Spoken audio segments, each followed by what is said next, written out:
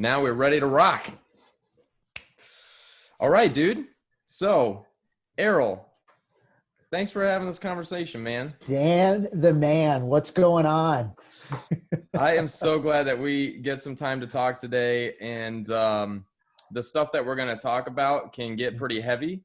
Yeah. But I just want to frame up the conversation before we get into it. And then if you don't mind praying before we start, That'd be good. that'd be sweet. So first of all, you and we've been friends for what, over a decade now, I think. Mm-hmm. Yeah. Yeah. When you were just a wee little lad. Well, I'm glad that you're saying was a wee little lad. That's nice. That is great. No, when I came to college, I looked up to you a ton, man. I was like, dude, Errol, Wow. like I did. I was just like, man, that guy's got it going on. Oh my goodness. Yeah. That's no pressure at all, man. No, I did. And I went to college when you were working at the college that we were both at. And then we are both pastors now. And I think one of the things, Errol, that means a lot in our friendship is I just love how you have always treated me like a peer. And that means so much to me as a younger, not much younger at all, but just a younger leader. The fact that you treat me as one of your own, like, and like you always have helped me with questions that I've had and just come alongside me and just served me as a brother. And anyway, that's just meant a lot to me. Well, I'm sure at some point during this conversation, people are going to really find out what our age gap really is. But I know one of the things that I learned growing up is to just constantly be a learner, and to, whether it's soaking in things or dispensing things, there's generations that are coming after us that we want to, we want them to have wisdom. We want them to have not just knowledge, but there's so much about what you guys are doing, and even conversations like this that are helping, us guys that are a little bit ahead to look back and go, okay, let's keep learning. Let's keep, figuring out what people are doing.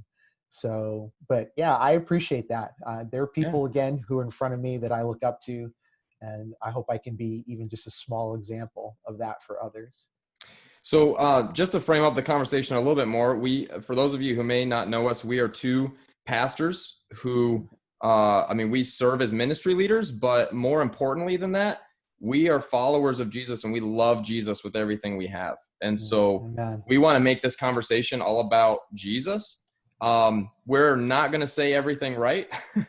And well, I know I'm definitely not. You probably are, but and there's going to be some people that are going to disagree with either how we say what we say or what we say. And, that's just part of this. And I think having an imperfect conversation is more important than not having a conversation, especially at this time.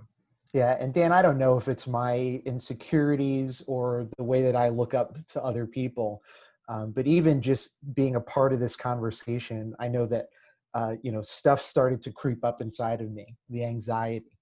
And that could be for many different reasons.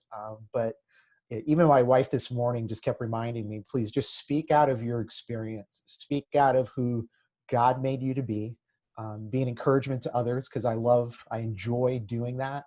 But we don't say everything right. And I hope we make some people think, not necessarily get mad. That may happen, but that's okay, because we have to start to mud through some of these conversations to just help people to engage and understand, hopefully. Yeah. And we're not experts, and we're not trying to be experts. That's not what this is about. This is about two brothers in Christ and friends for over a decade, just talking about real world stuff that is so pertinent in this time. And we want to help. Really, that's our heart behind this conversation. Absolutely. We just want to come alongside and help. So the greatest source of help that we can have is God himself. So Errol, why don't you go ahead and pray, and then I'll lead out with the first question. Yeah, absolutely. God, thank you for an opportunity to encourage hearts and minds. Lord, your spirit resides within so many people that are listening to this podcast. And our desire is they would know that you love them, that you care for them. You care what they think. Yes. You care how they understand. And God, you care about the relationships that we have with others. Your gospel is the truth, and we want the world to know how much you love them. So we pray that this conversation would be one of love and honesty, and maybe even, God, maybe even some uncomfortability. But we want to honor you. So help Dan and I as we communicate, help us to do it in the best of our ability. But God, speak through us and help those to just to open up their hearts to what you may have for them. We love you, God, and we pray this in Jesus' name. Amen. Amen. Dude, thank you. Thanks for that prayer. All right, let's get into it. Let's do it. What have you been thinking and feeling when it comes to the events just recently that have come to light, and specifically when it comes to racism and injustice? What have you been thinking and feeling? So the people who know me, Dan, would tend to categorize me as someone who is geared at making peace. I don't like being not liked. I don't enjoy when there's discord or disagreements between my wife and I. And I just got a text that I don't think we're live, but we can just keep going. Yeah, we'll keep going, and we'll just have it recorded. And yeah. But I apologize quickly. There are things that are part of me that I often, people just know about me. So when past situations like this have happened, I am typically able to kind of buck up, gird up, and move on, be an encouragement to people, speak kindness, truth. I've always said that if I'm living my life the right way, then it will make an impact on people, and that I won't fall into those traps. So then I'm watching this video of a man who being arrested by the police. And we always focus on the ending 9 minutes that's happening in that video, where he is crying out. He is in distress, and people are going to bat for him. And that is what we tell people to do. Yes. And yet there's a callousness, there's a numbness that's going on in the police officers that starts to bring rage out of the people who are watching, us on screen and the people who were there. You start hearing some of those shrill screams that kind of get your attention. And we watched this man slowly, and I want to say he died, but we watched him be murdered. Yes. We watched him be killed.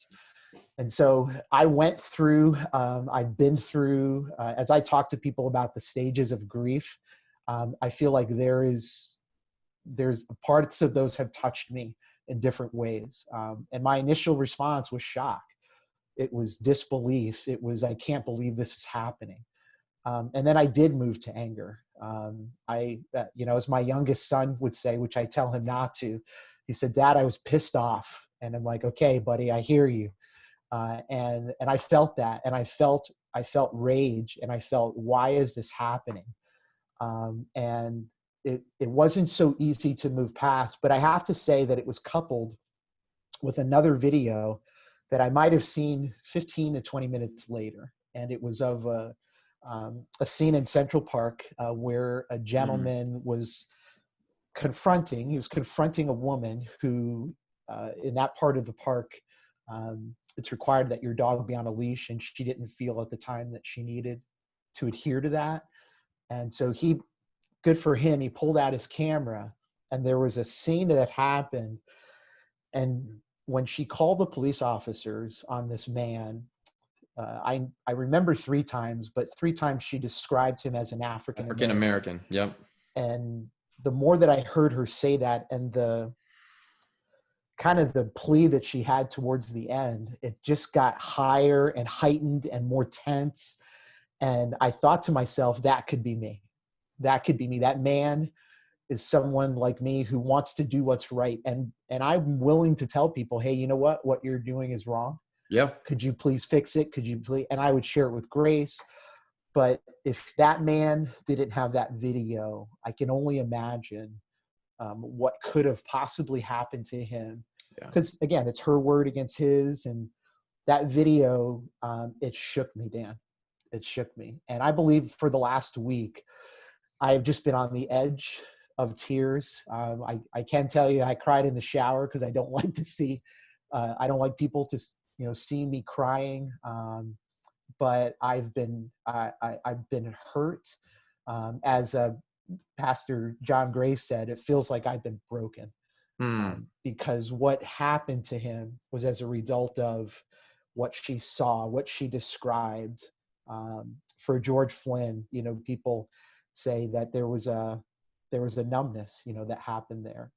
So yeah, just again, I wanted to answer it quickly, but people who know me know that I don't act in anger. I don't act, and it just all flooded out. And and I struggled. I'm still struggling with it to make sense of what is happening. Been working through that. Oof, I'm so glad I said that. No, dude, this is so cool that we get to have this time to just kind of process. Yeah.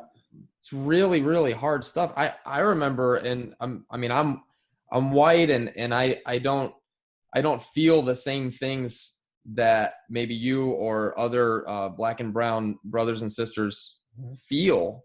Right. But when I saw the video of Ahmaud Arbery, like, I just could, like, I looked at Joy and I was like, this man just got hunted down. And she's like, what? And she's like, I'm like, these guys hunted down this guy. I didn't even know the names or anything. I just saw it on social media. And I was like, this guy got hunted down in broad daylight. And I mean, bang, bang, bang. And like, you just see it. And I almost dropped my phone. I mean, it was just like, how can this happen? And the fact that they didn't get charged with anything for however long it was. What is it? 2 months? Yeah. 2 months. 2 months. Just, I was on the verge of tears seeing that video, especially. And then obviously with George Floyd, I mean, so I mean, this. And Dan, I have to respond to that. I have to say that is good. When we stop reacting to those things. And I remember over the course of time when we had school shooting after school shooting, and it was just another school shooting. And I was a little afraid that I would stop reacting to the innocent murder of people who, they were doing what they were supposed to be doing. And I know those are different situations. I know that there's mental illness that's involved, and I don't want to speak, any lowly of that. But in these situations, when people are responding, I believe that is good, because there's a heartbeat, there's a feeling, there's an emotion that erupts inside of good people, people who have souls, that it's just like, okay, I applaud the fact that you had to respond in that. And it's been rampant across our society. Well, I don't want to jump too quickly to next steps, but I think even in this, what we're just talking about, this could be a really easy next step, because I think so many people are kind of in that middle where they're like, okay, I want to do something, but what do I do? I think what we're just talking about is a very, it's simple, but it's not easy. Right. To do a numbness check.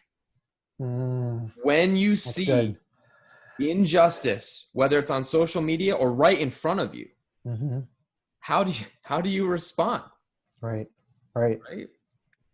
So I think that may be a good next step if people are wondering, okay, what are my next steps? Yeah, a numbness check. I like that. So a numbness check. Yeah. So I just want to ask you, peeling off of that then, okay, so as you have these emotions and all these things, obviously they come from experiences, from things that you've had personally in your own life. So if you could speak to those, like, what are some of your experiences with racism and injustice in your own life? Yeah, and one of the things that kept popping up into my mind, Dan, is when we respond to things, is there is a difference between pity and compassion. Mm, Okay, there's a train that happens in our thought where pity is it's lamenting, it's sadness, but it often can look down on the person that you're pitying, and you may think of them as lesser, or thinking of them as at fault or inadequate, and so the pity that moves to empathy, that ultimately, because compassion results in an action, and it causes us to not just feel, but to in some ways connect with the person that we're having compassion for, because then we respond to them. yeah. And so when I share some of the things that have happened in my own life, and I think of other people that I've talked to, other pastors, locally, and family members who have experienced racism or slights or whatever you want to term it, I want people to understand that the purpose behind this is not just to pity, Mm, and not just to that's send good. me a text or an email or, hey, I'm so sorry. Okay, I'm glad that you're sorry. And I know we're going to talk about this later, but then what? Then what? Then what? How do you respond to this? And there is an act of compassion that's involved. Go ahead. So maybe moving from pity to compassion are those two words. Then what? Yeah, yeah, yeah. Action. Yeah, it's the compassion that produces an action. So Cool. yeah, we can definitely talk about that. So for me personally, and I want to make sure that I'm not lumping everybody into this grouping. Not every police officer is Mr. Chauvin, the person that was on his neck, or even those group of police officers. And I even have a different view on the ones that were complicit and the ones that were standing by, what their consequences should be. I'm so glad that we have a justice system that can rightly divide that, and I pray that they do. But I don't believe that all of the sense of white privilege doesn't mean that you haven't experienced pain. Okay, and I believe that there are people who are white who have experienced a tremendous amount of pain. What this means, whether it's Black Lives Matter or racial injustice, is that the pain that they've experienced is not as a result of what is seen. It's not a result of the tone of their skin. And that is where we fight. That is where we struggle. That is where we hurt, because it's not something that we can control. It's who we are. It's a part of us. And even as a child, I know that people joked around with being Black, and hey, let's turn the lights off, and hey, if he smiles we can see him, and everybody's haha, and I think that's meant to be fun, and I would even have fun with that. But I also feel like it starts a thinking and a mentality that can go in different directions. One of, hey, this person is trying to connect with me, or this person is trying to tear me down. And as a little child, I know that some of that happened with me. As I grew older, just facing it in different ways. And I'll go right to my marriage. So people who know me know that my wife is Caucasian. She's white. She's gorgeous. She's my best friend, and love being with her.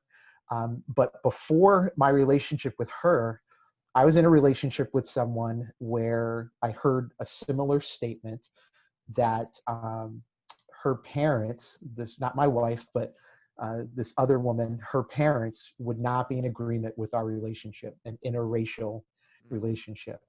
And I never sat down and talked with them. I just was like, yeah, but I like you, you like me. And we just kind of talked and moved along, and we became connected far too deeply for people who wanted to honor our authority. We wanted to honor the people who loved us. And I would say that at the time we weren't doing that. So fast forward, that relationship broke. Fast forward to my wife Dorcas coming to me and just saying, hey, I think we ought to pursue each other. And I totally agreed. I'm like, yep, let's do this.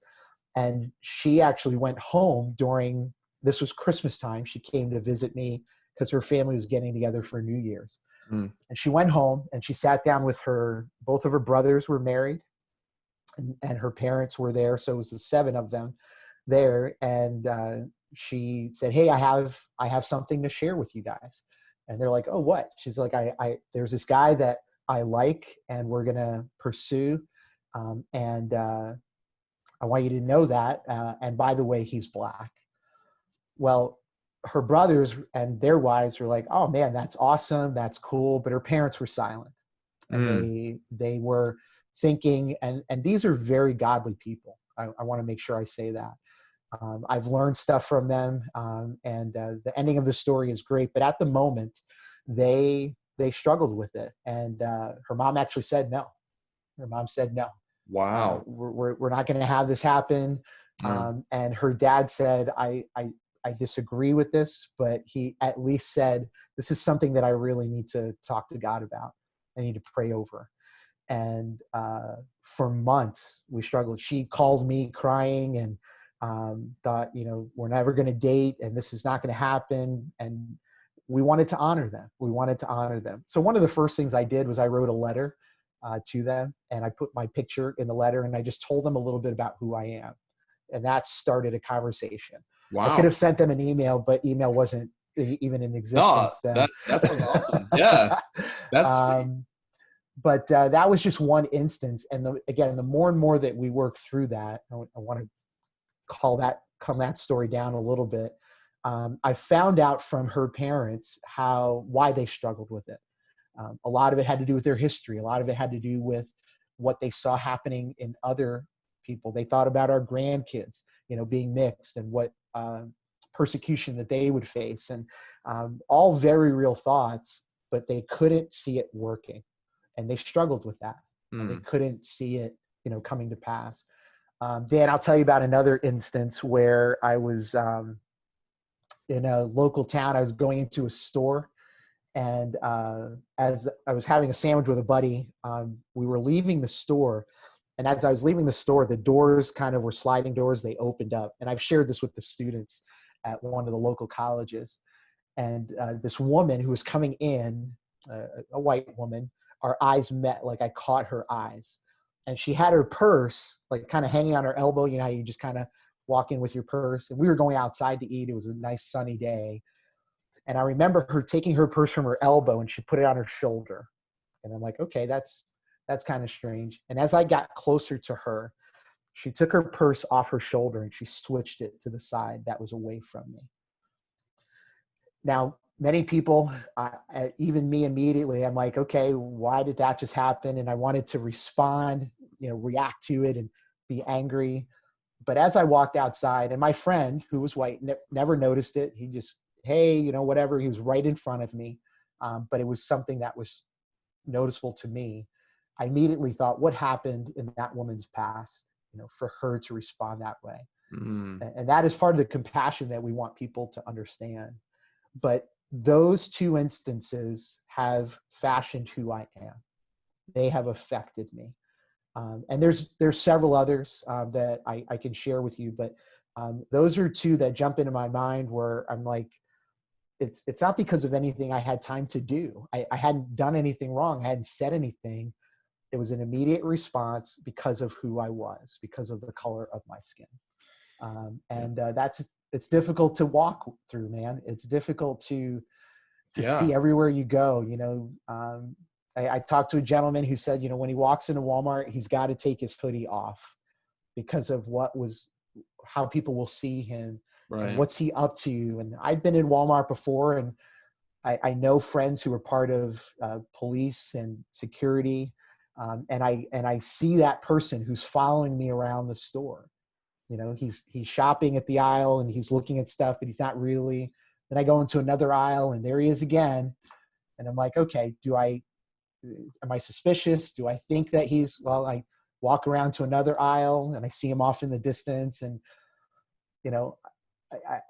it's something that is broken. Again, it's something that I think people who are white don't even consider. They don't think about it because it's not something that they have to deal with, daily. Right. Well, and it's not just broken in these incidents that we're seeing now, it's kind of like what Will Smith said, you know, racism isn't getting worse, it's just getting filmed. Oh, ooh, wow. I mean, that's powerful stuff. Yep. And so when you talk about the history there, like Mm-hmm. I maybe we could tease that out a little bit more, because you're Yep. saying, okay, there's stuff back in the past with either this woman's parents or grandparents or environment or Yep. experiences. But the thing is, I mean, we've had hundreds of years of that stuff. And some people may think, oh, you know, racism, that's just in the past. Mm-hmm. But it's not. It's It not. isn't just in the past, because history affects us now. Yeah. Yeah. There's a reason why we needed protests in the past, why we honored people like Martin Luther King and Abraham Lincoln, and even some of the people who owned slaves and treated them with kindness, but you owned another human. And that was what I think my father-in-law actually said this to me today. I spoke to them and just said, hey, I want you to know that this conversation is happening. I want you to know I love you guys. You are my biggest cheerleaders. But that was a tense moment for us as families. It was a tense moment to have those conversations, and they worked through it, but it was a process. It was something that took some time. And where we've been, one of the things he said was when he visited South Africa, and the people that were there took him to the place where the slaves were being onboarded onto boats. And that is a monument. That is a place where people can go and see and say, this happened. And people can say, well, it was part of the norm. It was part of what was going on. Think about it. People owned people. In today's society, you're like, oh yeah, that's wrong. Back then it was wrong as well. But it was just the reality. It was what was made normal, and it was accepted. So yeah, we can go back to 1619 when, those things were happening, and the 400 years of this going on. And I believe that we're moving forward, which is great. But I also believe that there's still something that's systemic. Yes. There's something that is happening in homes, in hearts, in people's thinking, in their minds, that is not breaking or flattening the curve, that is not changing, what's going on. I am against rioting and looting. I am against taking advantage of, people who build a livelihood and then you come in and destroy it in a matter of minutes. But I get it. Where it's coming from. I get it's who was it that said, it was Martin Luther King that said, rioting is the voice of the unheard. It's right. People who have been trying to speak, and it's almost as if it'll be okay. It'll get better. No, it's not a big deal. And again, I don't condone it. I just believe that it's from a place of deep anger. And I've heard this so many times, what is something that we as men often fight for in relationships or fight for in society? And it's respect. But I think everyone deserves respect. Because you're human, because you're a woman, no matter what. But for these men, it's almost as if when you follow me through a store, or when you take your purse and put it to the other side, it's almost saying that you have no value, and therefore your dignity is not worth anything. Yeah. And people say, well, that's overcome. No, it really is something that I feel like I want, like I desire. I want people to see me as valuable. And I believe that these kids and males, and they're just so angry because they feel like they've lost their worth, and they've lost their dignity, their right to have value and worth the way that God sees us. And often we look for it in humans because that's who's present, and we're just not getting it. I know I said a lot there. Well, it's really helpful, man. I am so glad that, again, that we're doing this, we're talking this out, because so much of this, this is just stuff that I don't understand. I haven't experienced. And I think we white people need to have that humility to just own up to that, and that's okay. And to own up to it, like we've got to be okay with being, you know what? We haven't experienced that in that way. It's not that we haven't experienced pain at all in our lives, right? I mean, my son Landon has a very rare heart condition, and he flatlined twice. Yes, I've gone through hard stuff in my life, but to own the fact that I do not face the same challenges you face as a black man, that we've got to be okay with that. You know, doing a numbness check, and not that we're trying to do this systematically, but I know it's just kind of happening. So doing a numbness check is really good. And then secondly, just having the humility to say, no, we don't go through the same experiences. Right. And we need to come alongside. And I remember, so this will probably be controversial, but it's fine. I will confess to you. All right. This is a confession. I used to, in my head, I didn't do it on social media, and I didn't do it much at all. I only had a few conversations maybe about this, but I was always thinking all lives matter, right? Like that was my thing. I remember 4 or 5 years ago, that was how I thought. And I was very ignorant that way until I read an article by Relevant Magazine.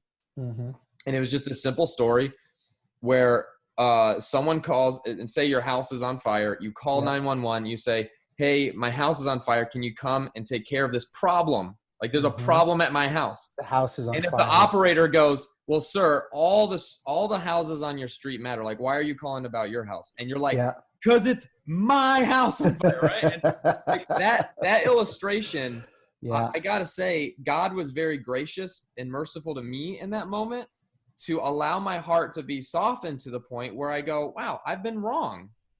Like I've been wrong to be in my head. Like I didn't make a big deal about it, but I was just always like, yeah, all lives matter. But like, that's not the point. Yeah, it's true, but it's not relevant or pertinent with what's going on now.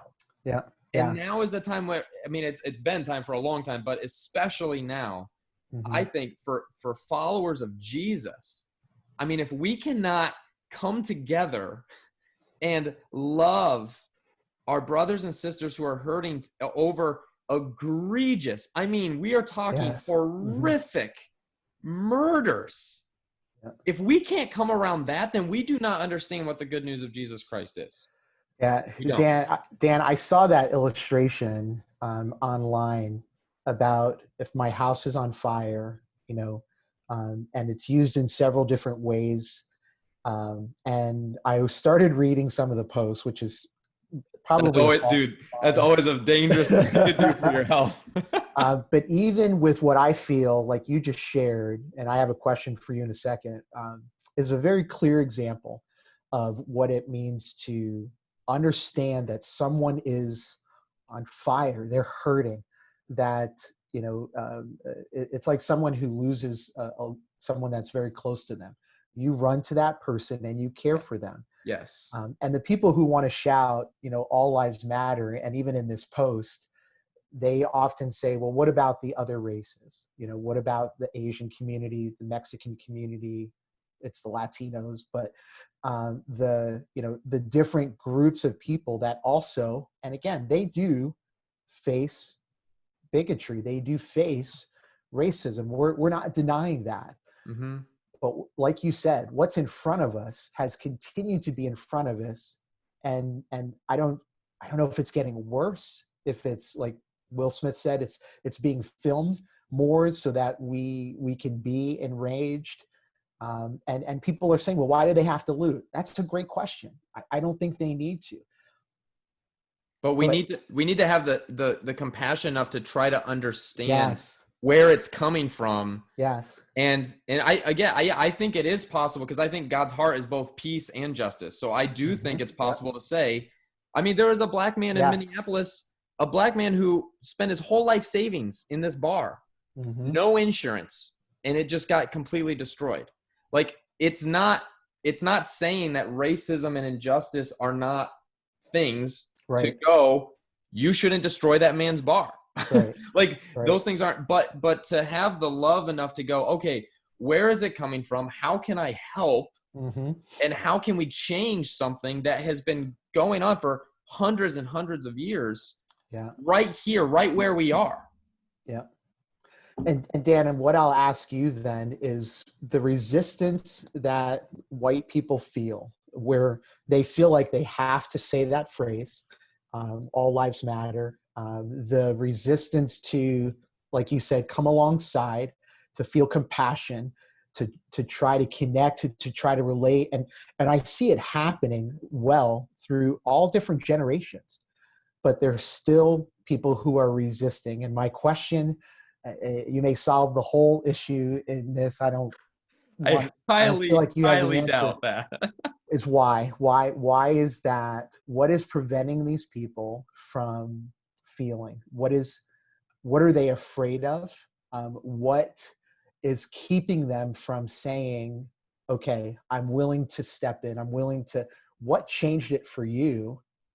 Yeah. Even without that illustration, it may have helped, but something in you changed. Yeah. Can you put your finger on it? Is there anything that you could point to? Well, there's a couple things. One, I know for me, I had seen that there was some militant stuff in the organization of the Black Lives Matter movement. Uh-huh. And so for me, that was hard, because I'm like, man, like that seems really dangerous too. So like, I don't want to support that. So I think sometimes that may be there. But then the second thing I think is that, honestly, and maybe, I mean, I don't know why this is so hard to say, but like, sometimes we just don't want to get our hands dirty, because we know if we admit that this is actually an issue, it demands a response. Yes. It demands that we start speaking up and talking about it. And like, this conversation we saw of two other pastors, this one pastor, man, he just came out and he said, for pastors, for guys like you and me, it's like, if you're scared to talk about racism because you're scared of losing money, you don't deserve to be a pastor. Hand in your keys. Yes. Hand in your keys. Yes. And that is where I think fear is such a powerful motivator, but it's the wrong motivator. And so many people live in fear, because if we just say, well, all lives matter, racism isn't a real thing, this stuff is just heightened now, but it's not really systemic. If we get in that vein, what it does is it allows us to stay on the sidelines and still watch and do the occasional pity thing, rather than going, no, I need to start these next steps of numbness checks, learning more about whys and the hows all this have gone down. It does demand a response. And I love the word you said before. The key word you said is process. Like, it's really, really we're in the heat of the moment right now. But over the next few months and the next few years, it happens with this, it happens a lot, right? Big stuff happens and then it comes back down. But it can't be that way anymore. Right. And I think we're waking up to that. I know I personally am starting to. I haven't done a good job of it, honestly, of being someone who hangs out with more people that are different than me. I think I do. I think what I do is I look at the standard, which is a horrible standard, right? I look at the norm and go, okay, pretty much everybody hangs out with everyone that talks like them, looks like them, things like that. Yes. Yeah. So I go, well, that's the norm. I'm doing semi better than that because I hang out with a few people who are different than me. But moving forward, we have to be people radically committed to hanging out and spending time with people who are different than us, especially different ethnicities. And I'll tell you why. Because it's what our Lord and leader, Jesus Christ did. Absolutely. And when you look at the Samaritan woman, John chapter 4, and what he did there, we don't do that. We don't do that. Well, and Jesus did on many occasions sat down with people. And for us to, again, I don't honor us above anybody else, but for us to sit down and to have this conversation, I believe that Jesus did it with the Samaritan woman to understand her. Jesus knew her. Jesus is God. He knew all about her. Why did he have to sit down with her to understand? It wasn't for his benefit. It was for hers. the same way that he sat down with Nicodemus, the same way that he sat down with his disciples. And it's so many examples of Jesus just saying, hey, let's talk. Let's have this conversation, because I want you to understand why my Father sent me. And I also want to help you unearth and process the things that are going on in your heart as well, because I want to share truth with you. I want to lead you in a direction that you will make an impact in other people's lives. And it's just so prevalent throughout his life, and how he wanted to be with people and lead them. The other thing too is we are comfort addicts. Oh, Dan. We're comfort addicts, and Jesus. Stop talking, Dan. Somebody's going to shut you off. I'm telling you, I'm a comfort addict. Seriously. Yep. Like, I'm a comfort addict. And this isn't just, in church, although it applies there, but especially in our personal lives. Jesus modeled for us a life that was radically proactive and intentional at chasing. It wasn't discomfort for being, it's not like we're supposed to be masochists. It's not about that.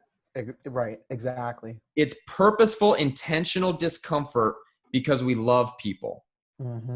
And even phraseology, like all lives matter versus Black Lives Matter. Like, I just saw this online. I thought it was really good. Luke chapter 15, one of the chapters in the Bible that outlines the good news of Jesus, and one of three stories that are like three of the best stories in the Bible, right? Well, the first one is, a shepherd who has 99 sheep. One runs off. What does the good shepherd do? He goes and finds He him. doesn't just stay with the 99 and go, okay, we're just gonna stay comfortable here in our pen.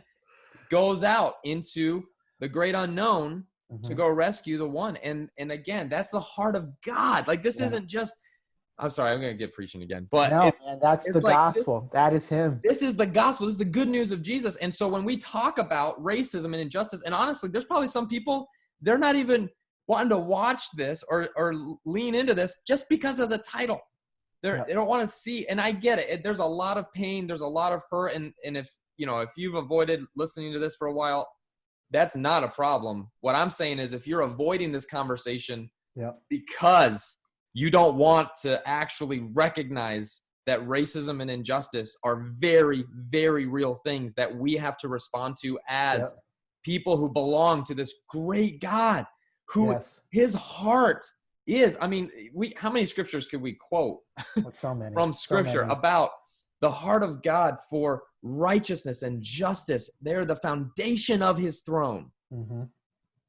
And I think that does demand the response that we do go out and we say, all right, I'm going to be willing to be uncomfortable, to take those simple steps to build bridges and build relationships, right? Yeah, and I guess it's okay for us to, get even more practical in regards to how people can respond. My middle son is actually on a podcast right now down in Atlanta. Awesome. Just again, sharing his heart. And I'm so proud of my three boys and how I've been talking with them all week, and I've just been saying, how are you doing? How are you processing this? And there's been anger, there's been fear, there's been frustration.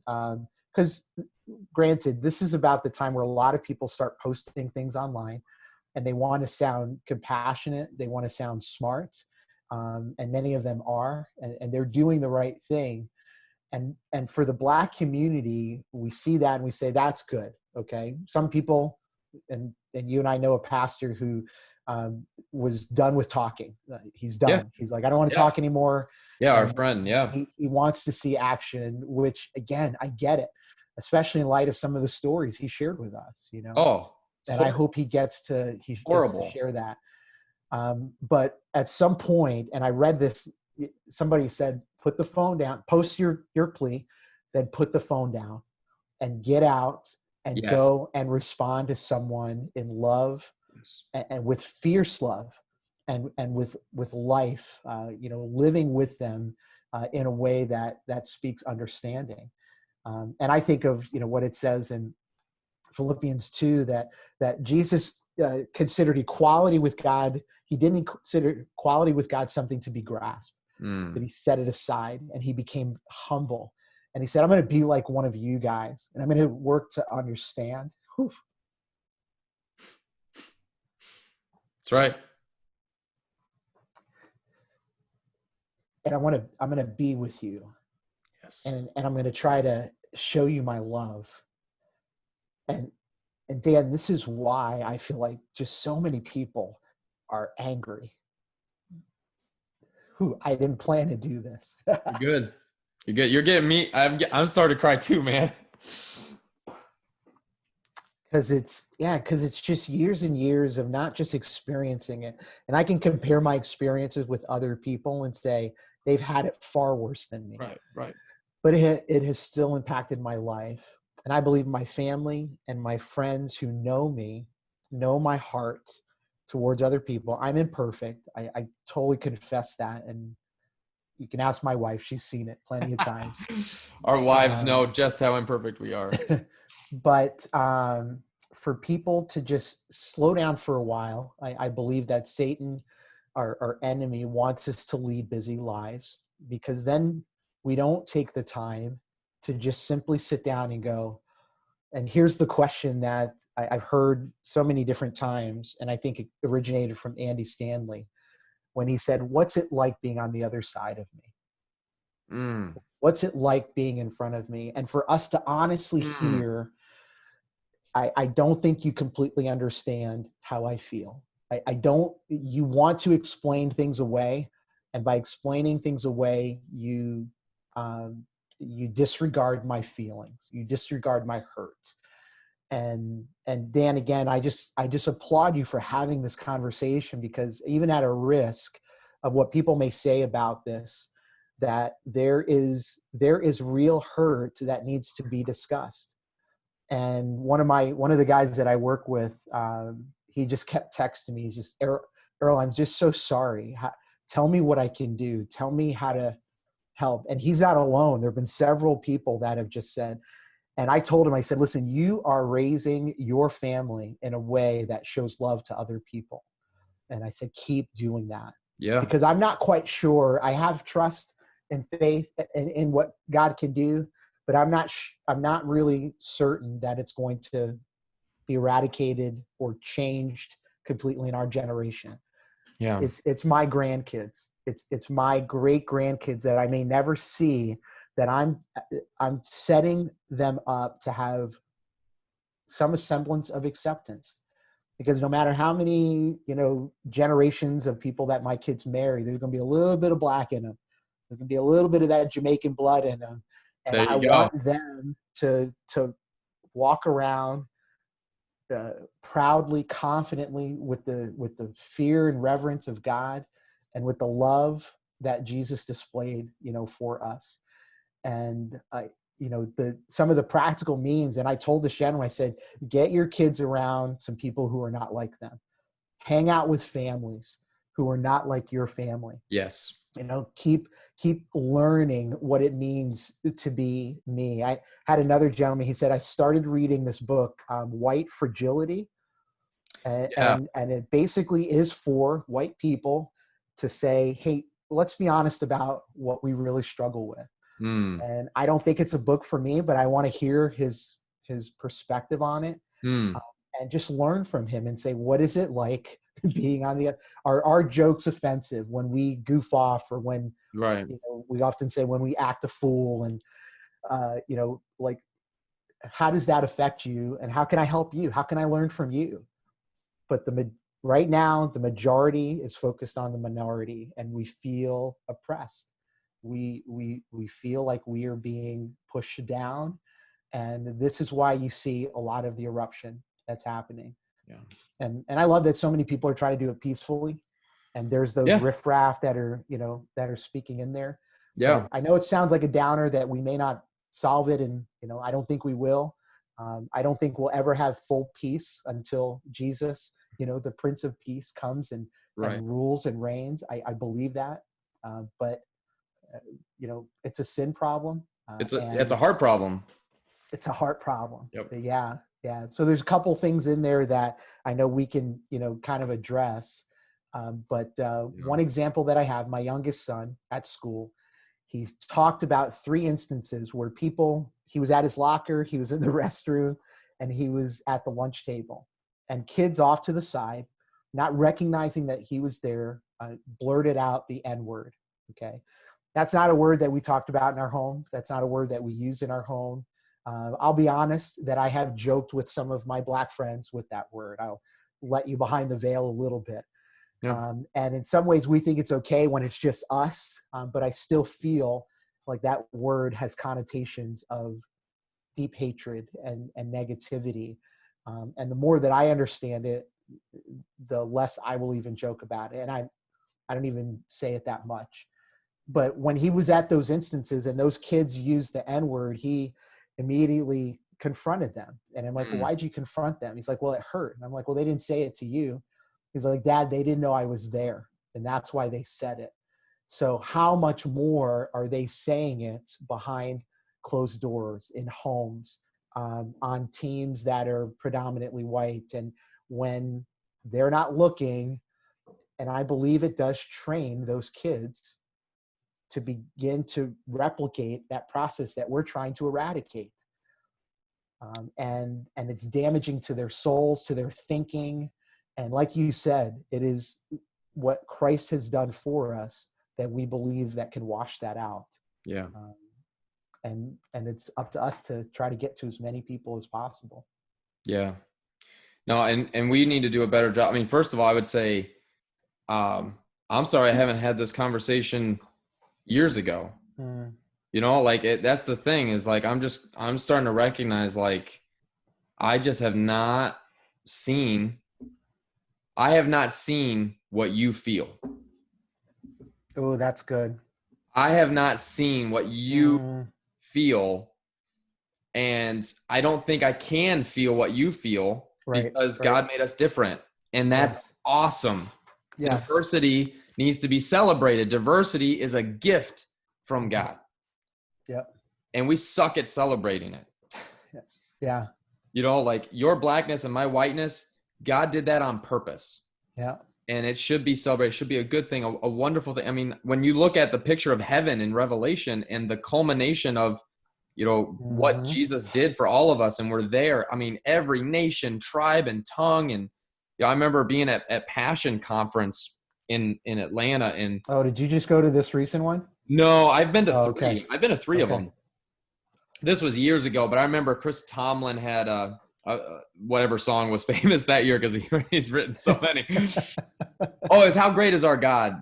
And it wasn't when he had written it. It was kind of like late, but he had different leaders lead different parts of the song from different nations. And it was just a different feel when you're in a stadium with 60,000 people, right? And we're singing in Spanish and then French and then, I mean, all these different languages.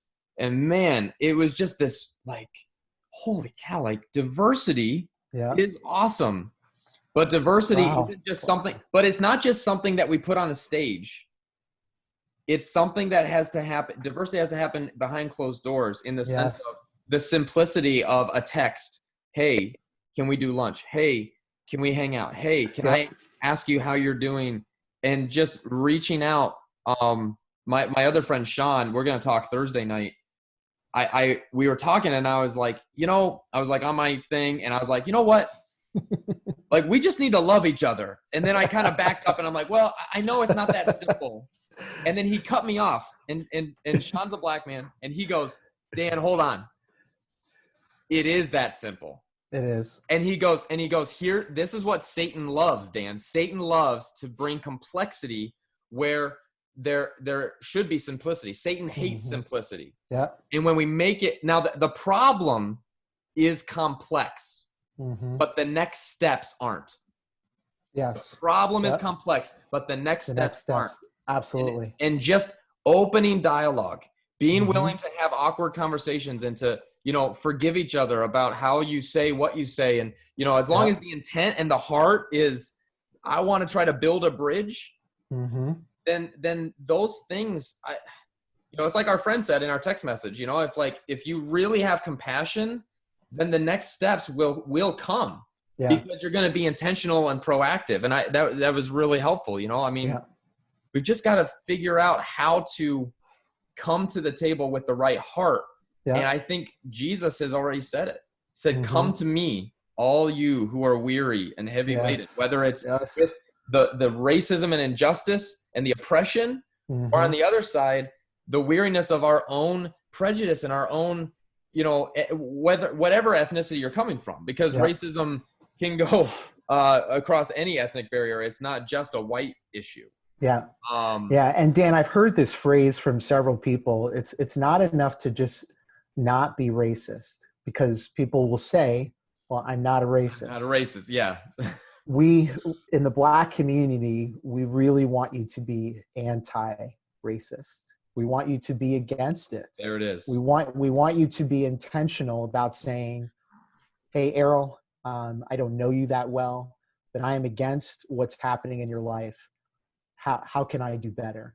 And I would tell people, whatever platform that they have to speak, it may be a conversation with neighbors. It may be an injustice that you see in the grocery store that you're more prone to ignore because you are afraid. What if they turn on me? Mm-hmm. I'm all by myself. And for God to give us the courage to be able to stand up for people who are, treated badly. And people do it. So one of the ladies at my church, I asked her if I could share this. She said that her son, who is Down syndrome, had a teacher's assistant who would come by the house and play with her son. And it's a kid from the football team, this large Black kid. And they were playing out in the yard. And this was, several months ago. They were playing out in the yard, and the neighbor saw what was going on and called the cops because they thought something was wrong. He's playing with this kid. Like, there's not something, and she was mortified. Like, she was so embarrassed. Oh my gosh. Felt so bad for this kid God. it was just hurt. And so I'm like, so what happened with those neighbors? Those are the instances where I want to go and speak to those neighbors and say, like I did with my in-laws, and say, hi, my name is Errol. And it's funny because I'm teaching my boys, hey, when you get pulled over, show your hands, put them on the steering wheel, tell the officer everything that you're going to be doing. Hey, sir, my driver's license is there. Yeah.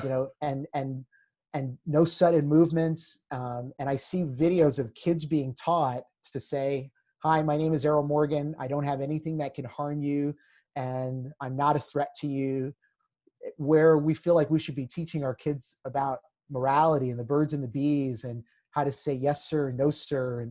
But it's just transformed, to other things. And you said a word earlier, Dan, about being a bridge. Because being anti-racist, being against racism, causes you to respond. Yes. It causes you to respond in compassion or frustration, but you direct it in a way, and I know Jesus showed frustration, so it's okay to have holy, righteous anger, although some people will look at that statement differently. But to go into neighborhoods that aren't like theirs. You're like, well, Errol, but my life is busy. Exactly. And one of these days, that anger and that explosion is going to be on your front door, and you're not going to know how to respond because you didn't condition yourself to understand what was going on. You didn't take the time to go, I'm going to go get to know someone, not because I'm in fear, not because it may end up at my front door, because I follow Jesus. Yes. And because of following Jesus, and because he said, be there for the oppressed and I'm not even quoting the scripture, right? I know I have it somewhere, but he just talks about being there for people who don't have a voice to speak for themselves, and so many of my friends have platforms. They have influence. They know lots and lots of people. And I would encourage them, if the word is used that's derogatory, you end the conversation. You stop it. If someone is treating someone unfairly, you step in and you talk to them. You don't even have to respond out of anger. You can just go to them and say, hey, just so you know, we don't do that here. This is my community, and I want to make sure that we stand up for what's right, and take those things back in your homes, in your churches, at your workplaces, wherever you frequent. It's okay to stand up for what, like you said, justice and for what is right. Yeah. Yeah. Well, sorry, I'm ranting. No, dude. I mean, this is literally this is exactly why we're having this, man. This was good, man. I again, like, for anyone watching this, like, we know this is just a small drop in the bucket, but I think making a small drop, if all of us make a lot of small drops, we can start doing some stuff. So for next steps, I found through just some research and an interview that both Errol and I watched, there's a website called bethebridge.com. bethebridge.com. And they sent me the free starter thing with it. And it's challenging. Like, literally, I looked at it and I was like, oh man, this is going to take time. Yeah, it is. And I think that's another thing. We're comfort addicts so much that what you said, I want to go back to what you said about, we don't want you to say, I'm not racist. Mm-hmm. We want you to be anti-racist. Against it. Yeah. And here's the shift. Saying I'm not racist does not demand hardly any response. And it's not, you can stay comfortable that way. It's pity. Because that's popular, right? It is popular to not be racist. Mm-hmm. It isn't popular to be anti-racist. And some people may go, oh no, it is, Dan. You don't know. Have you ever been on social media? Okay. There's a difference between posting in the heat of moments versus pursuing a life where we intentionally form relationships and friendships, like the friendship you and I have had, that Sean and I have had, that we've had with so many others, where I am not great at it, but we have to get better at it. Mm-hmm, mm-hmm. And it's going to take time. And this, I shouldn't say homework. It's not homework, but like this initiative, these steps that bethebridge.com sent me, mm-hmm. I'm like, man, I got to carve out time to really do that. And I'm planning on that because it is important. I have a tonsillectomy coming up on Monday. And so I should have plenty of time to do some thinking and not speaking. So this whole thing about, just taking time to pause and listen. Well, God already provided an opportunity for me to do that. And quite frankly, COVID has provided that opportunity as well, for us to, not just to sit back and do nothing, but to have time to be against those things. And Dan, I know we're ending. I want to end, just leave a scripture with some of the people who may be watching to hopefully encourage them. And it's a familiar passage, but it just has new meaning for me in this very difficult and trying time, that there is purpose in what we're doing. There is an end goal. And in Hebrews chapter 12, verse 1, it says, therefore, since we are surrounded by such a great cloud of witnesses, let's throw off everything that hinders us and the sin that so easily entangles, and let's run. Let's run with perseverance the race marked out for us, fixing our eyes on Jesus, the pioneer and perfecter of our faith. For the joy set before him, he endured the cross. He did that for us, and he scorned its shame. It's like, this is about the people that I'm going to be saved. And it says, and he sat down at the right hand of the throne of God. And it says, consider him who endured such opposition from sinners, so that you will not grow weary. Okay? That you will not grow weary and lose heart. We will get tired, and we will want to set this aside because we're just done. We're just done. We're exhausted. And I just want to encourage people to band together. It's tough to do it alone. That's why community is so important. That's why groups or organizations that bring people, the force of a group together, because it is tough doing it alone. And some people are still doing it. But Jesus says that we run this race together, but we just lay aside all the extras. What's the most important thing? Your house is on fire. Let's go put it out. Someone's hurting.